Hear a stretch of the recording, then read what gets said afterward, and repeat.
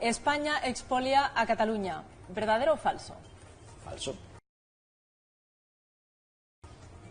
Hay un capítulo que se titula así: ¿Sufre Cataluña un expolio fiscal? ¿Qué quiere decir expoliar? Expoliar quiere decir quitar a alguien lo que es suyo de una forma violenta. Bueno, no creo que se pueda decir eso de Cataluña, ¿no? Cuando dicen mis conciudadanos catalanes que Cataluña está expoliada, quieren decir que paga más impuestos de los que debería pagar, teniendo en cuenta que es más rica que el resto de España. Y ponen esa cifra mítica de los 16.000 millones que España nos roba. Y que la gente se lo ha creído.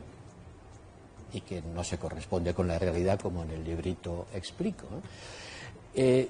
Una buena pregunta es: ¿paga Cataluña más de lo que le tocaría pagar, teniendo en cuenta que es más rica que las demás partes de España? La respuesta es sí. Creemos que sí. Pero ¿cuánto más?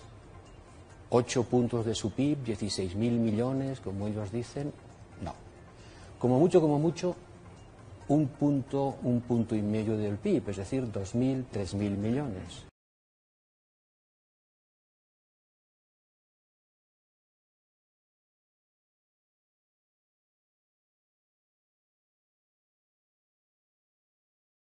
Como resultado, hemos calculado las dos series y muy aproximadamente la serie del flujo monetario da unas estimaciones año por año que en media de todos estos años es del 8%, a veces es un poco inferior, a veces es superior, es 8.4 en el año 2009 y se ha mantenido en el 8%.